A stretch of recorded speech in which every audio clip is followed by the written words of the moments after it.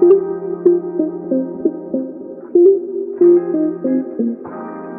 year, new goals. Are you ready to leave 2021 behind? Hi, listeners, and welcome back to a new year on Easier with a Friend. We're super excited for 2022 and to leave the dumpster fire of a 2021 behind us. Once again, this is Chi. And this is Elaine. And we thought we'll kick off the year with a fun episode filled with gratitude, reflections, and goals. Yeah, we took a little break for Christmas and New Year's to spend with our families, but we're back and excited to be spending 2022 with all of you. This being a new beginning and all, we wanted to take the time to recap 2021 and look forward to our goals for the year. Here at Easier with a Friend, we believe in taking small steps to improve your life.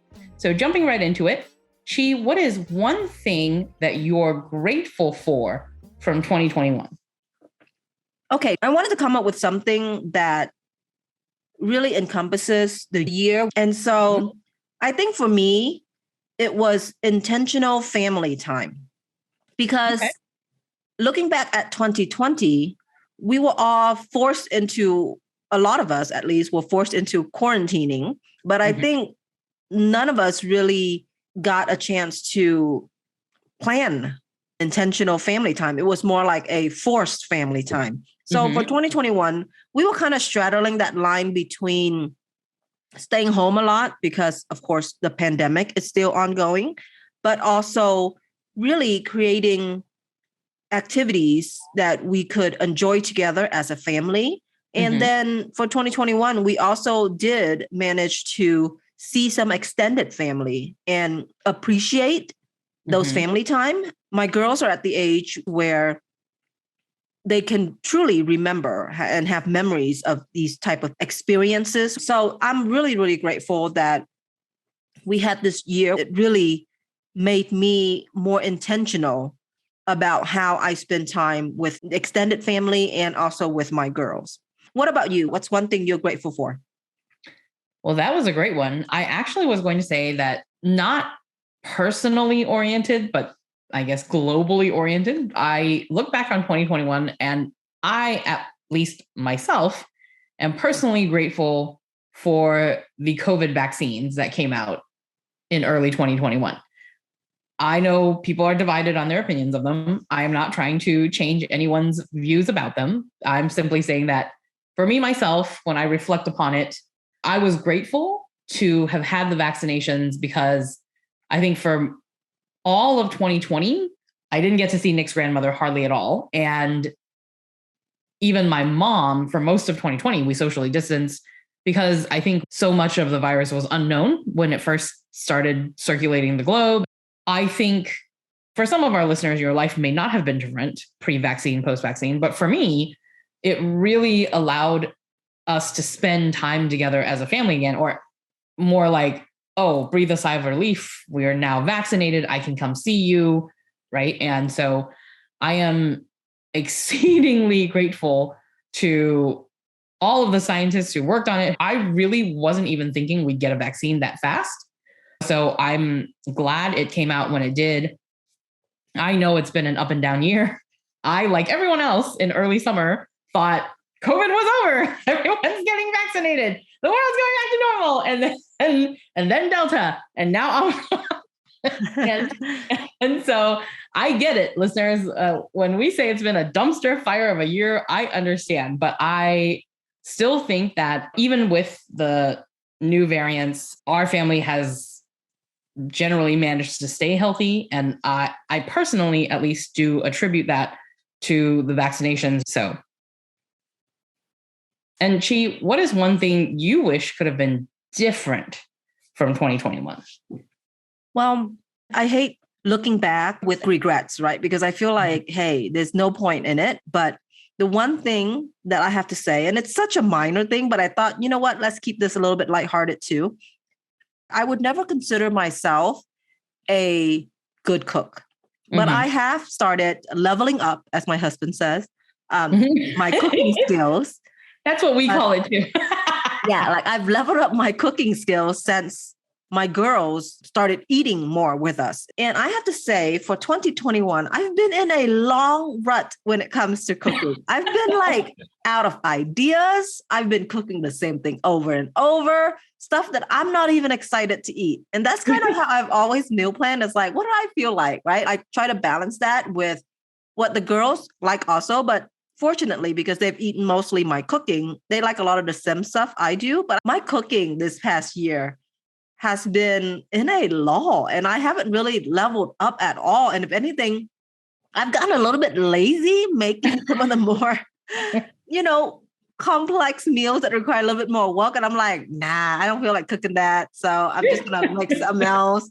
But yeah, that's something I really want to reinvest in, is to try to level up some more, because now the girls, they are starting to enjoy more complex food and they're starting to have their own taste palettes. And I don't want them to hate mom's cooking, And so that's my thing that I somewhat wish I wouldn't have let myself gotten so lazy about last year. But I'm hoping that that's something I can easily, or at least quickly, mitigate for this coming year. What about you? So I think the one main thing that I would have done more in 2021, if I could, is my brother and his family live in Seattle, Washington. And of course, we live in Houston, Texas. And because my niece was so young and she wasn't vaccinated, but I do wish I could have spent more time with her in 2021. We started doing a little bit more traveling in 2021, just like you guys. But I think once we finally got vaccinated and we were beginning to feel like traveling is okay, then Delta came through, right? And so we were like, well, let's not go visit her because Delta. And then just when we thought, okay, well, maybe Delta is all right, like it doesn't seem to be affecting vaccinated people, Omicron's on the distance. We did manage to go out and fit in like a 36-hour visit right at the end there in early December. And that was fun. But, of course, she doesn't know us. And of course, she's kind of in that stranger danger phase. Like, who are you people?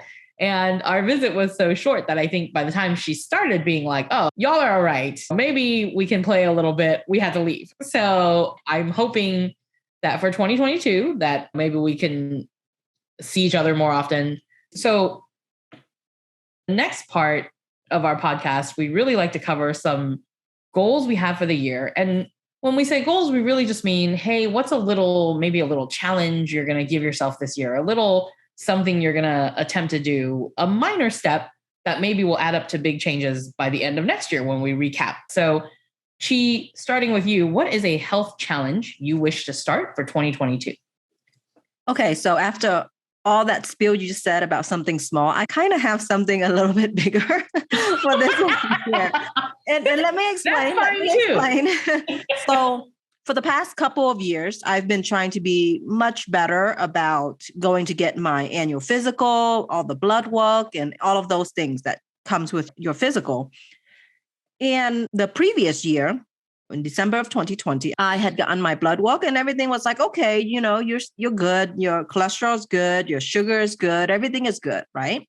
And then I again went in December of 2021 to get my annual physical and blood work. And everything, my cholesterol, my sugar, everything is trending in the wrong direction. And so now I can scientifically chart myself getting older, unhealthier, whatever it is, right? So that's kind of the challenge for myself when I come back in December of 2022. I want to have turned those numbers around and turn the ship around. And the good news is actually that toward the end of last year, I had gotten myself a fitness watch. So some of you probably have heard me talk about it in a previous episode, but I think I'm also out eating my fitness watch steps reminders. And it's actually more of the extra little treats I've been giving myself. And okay, so on a completely different note, don't do your annual physical in December, so close to the holiday, because first of all, your numbers aren't going to be as great, right? And second, it kind of ruins your holiday a little bit to find out that you got to cut back on a bunch of stuff. So, life tip, listeners, from T's mouth, get your physical in February after your January resolutions have kicked in. Wait until March, because then that way you would have had 3 solid months of trying super hard and then going in March. So that's a little bit like how to increase your happiness. Don't do your annual physical during the holiday season. But in any case, I did get myself a fitness watch, but I do think that I have allowed myself one too many Starbucks and boba drinks. And therefore, it's not a free ticket for doing things that are bad for your health. But again, I'm still lucky enough to be in the range that is not full-blown symptomatic yet. I don't need to be on medication or anything like that yet, but I really would like to turn that ship around for myself. That's mine. What about you?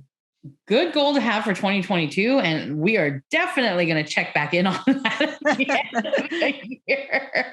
Although it may be like a February episode, because according to Chi, she's going to be moving her annual to a different month. It sounds like. Well, so, okay, kind of on that same note, I know we said we do small changes, which I do have some small changes that we're committed to this year, but I guess we are starting out the new year with a bit of a bigger challenge. So one of my friends turned me on to this girl, and you might know of her. It's Brittany Williams. And she is a Instagram influencer, but she actually became famous for writing the Instant Loss cookbooks. So basically she started cooking everything in her Instant Pot, cooking every meal at home, and then lost a bunch of weight and became really famous, I think on Facebook and then also on Instagram. And then she's written, I think, 3 cookbooks. So one of my friends follows her. He turned me on to Brittany's 90-day challenge. And I've never done this before, but I thought for the beginning of the new year, same thing.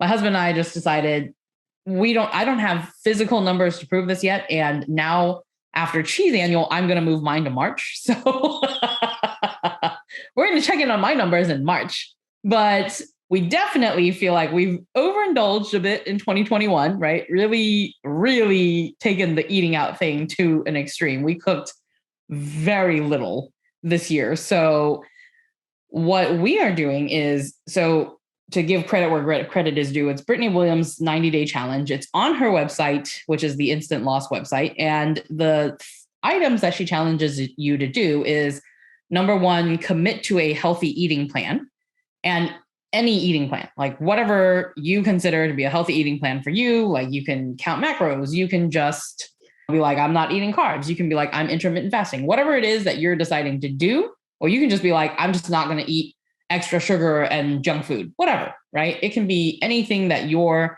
comfortable with. Just commit to that 90 days. It's also getting in 90 minutes of movement every day. And she said chores counts, like vacuuming the floor, doing the laundry, all of that can count towards your 90 minutes. She just wants you to be moving for 90 minutes. 9,000 steps. She said that, obviously everybody's fitness level is different, but 7,000 to 10,000 is kind of what you should be doing. She listed 9,000. We're doing 7,000. And then drinking a minimum of 80 ounces of water a day, which I think works out to 10 glasses, right? Each glass being 8 ounces, 10 glasses of water. Take your vitamins, which actually we already are really good at doing that. So I told him that's no change. We're still taking our vitamins. No eating after 7 p.m., which we do tend to be pretty bad at. So no eating after 7 p.m. and getting 8 hours of sleep every night, which we generally are pretty good at, but sometimes we do stay up later than we should. So, reminding ourselves to actually go to bed, and then keeping a gratitude journal. Write down 10 things every day that you're thankful for. Now, neither my husband and I are big journalers, never have been. So what we're doing is just at the end of every night before we go to sleep, we'll basically count some of the things that we're grateful for, but not actually keeping a journal.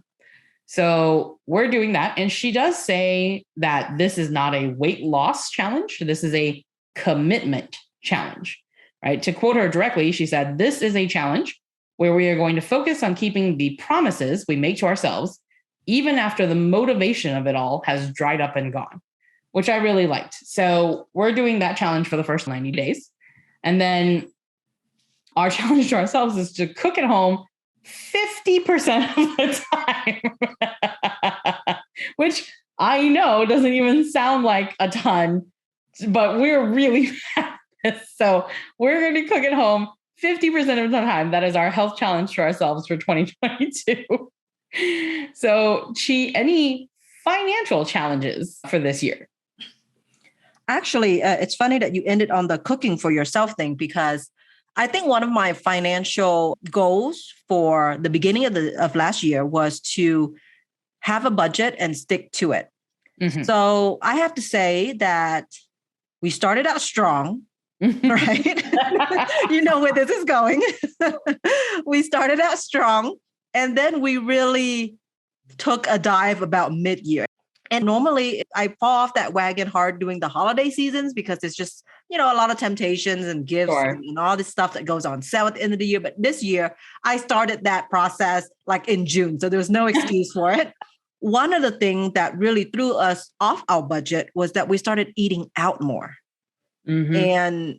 And I started getting lazier about cooking, and then we started eating out more and one thing led to another. And then the trend continues. So my financial challenge for this year is actually to develop a more realistic budget that includes more money allocated toward eating out, so that I can have a more realistic budget that I can actually stick to. Because I felt like I had really ambitious goals with my budget last year to cook at home X amount of days and to save this much and invest this much, and was quite strict about it because I had been following some other people who were doing FIRE, the Financial Independent Retired Early movement.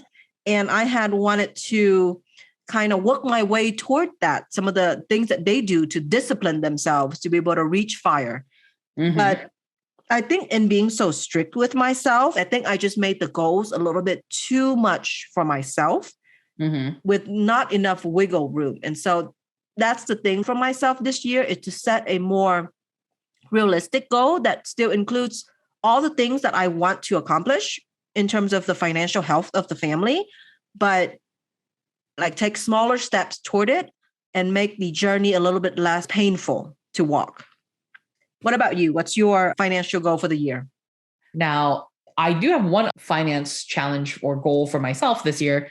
Is I've been really gung-ho about passive income in recent years, and just finding a, additional passive income stream that really is very passive is what I'm going for. I mean, because we do have a couple of investment properties that we get rent from, but we're really lucky because my father-in-law manages those for us. So we had to manage them ourselves. Obviously, we'd have to invest more time in doing the contract, finding renters, maintaining the house, all of that. But something else, I think, because my goal over the next few years is just kind of increase our passive income streams. And I don't even mean I'm looking for a passive income stream that brings in thousands of dollars a month. I literally mean anything. I'd like to find just a little passive income thing that I can really manage, that's super easy, that I'm not investing a ton of time in every week, that, maybe just starts bringing in a little extra income. Just because I just think that passive income is a really great concept, something that you really should work on taking advantage of. And so it's one of my goals to just do more research on that this year, try a few things. So, I mean, this being a friendship podcast and all, of course, we have to ask any friendship goals for this year. And this will be my last question for the day. Yeah, I actually, just a complete side story, actually. I was just watching a clip on YouTube the other day about Oprah and her best friend, Gail, and how they've been friends for 45 years now. Mm-hmm. And isn't that wonderful? Isn't that amazing to see that example of what two good friends can do for each other? And I'm sure they've done a ton of interviews about why they're such good friends and how they've been able to remain good friends. Mm-hmm. And it really made me so grateful to have the friendship we have, because how many years has it been now? I always have to ask you this, but I believe we are on year number 27. yeah. And I think that Holy cow. when we were discussing this, how long they've been friends and how impressive it was, you actually pointed out that by the time we reached their age, we actually would have been friends for even longer than they have been friends. That is Isn't correct. that amazing? Mm-hmm. The past 2 years, especially, has really helped me to greatly appreciate the friends I have. And for me, I'm almost like, I so appreciate having these friends that I wonder if I should go out there and make new friends. And maybe I will strike the jackpot again and find more wonderful, beautiful people that I could be friends with in that same way. And so my big friendship goal for this coming year actually is to make new friends. Okay. And I just feel like, isn't it wonderful to have these people in your life that are so supportive, or so like just there for you no matter what? And it's kind of like loving kids, right? Your heart has enough room to love more people. Mm-hmm. I don't know if that makes sense, but okay, so a little bit more background on me. The reason why this is a little bit strange, because I am such an introvert that I am completely and utterly comfortable with not talking to people for days and days and days. Like I am just perfectly fine. I don't enjoy human interactions. Unless you are a close friend, I do not enjoy spending time with you. No offense to anyone that I've casually hung out with. But I almost feel like I need to open up my heart to the possibility that there may be other wonderful people out there that has something to offer me, and I may have something to offer them. What about you? What's your friendship goal for the year? So I do not have the goal to add any new friends to my friend list this year. I, unlike she, am an extrovert. My friend list is actually quite full. No offense to any, potential new friends out there. I'm always making new friends. I think my goal this year is twofold. One, to be even more intentional with my friendships. I feel like I'm a person who is very intentional with my friendships, as in I do my best to remember to schedule regular calls, regular meetups, keep my friends in touch with each other. But obviously, when you get a spouse, you spend a lot of time with them, really all my time with him. And while that's super awesome, I've actually been thinking I really need to be more intentional about just allocating more time to my friends this year. Maybe one night a week or one night every 2 weeks, I can go out and meet up with friends. And so that's part one of my friendship goals. Part two, which is my bigger friendship goal, we and our group of friends from high school who've been friends 27 years, I did double check my math, 27 years this year. We were supposed to go last year on a 40th birthday trip. We all turned 40 more or less around the same time. And so we were going to go on a birthday trip. Then COVID happened and it looked like we weren't going to. Then the vaccines came out. It looked like we maybe were going to. Then Delta came out. We kiboshed the whole thing. I would really like to make that happen this year, if at all possible. And we're not even talking like a 7-day trip somewhere. We literally mean if we could find time in 10, 11 people's busy schedules to meet for one weekend somewhere, that would be really awesome. So I would love to make that happen this year. That's my kind of big friendship goal for the year. If we can go somewhere, that would be super awesome. I think that's a fantastic one. I completely forgot about that trip actually until you mention it. But yeah, I also would really like for us to be able to do that, because the few times that we've been able to get together as a big group has been just so fun and so memorable. And how wonderful would it be if we can kind of make that into a tradition, maybe once every other year or whatever, that we get to do this big trip together? That would be so awesome. Yep. I would really love to get as many of us as possible into one city this year for a weekend, that would be awesome. So that was fun, but we've reached the end of Easier with a Friend today. Thanks so much for tuning into the podcast. If you've enjoyed this episode, remember to take some time to reach out to a friend today. Remember to subscribe to the podcast so you won't miss any new episodes. Follow us on Instagram at Easier with a Friend, on our Facebook page, Easier with a Friend, or email us at easierwithafriend@gmail.com. Check out our website, easierwithafriend.com, for today's transcript.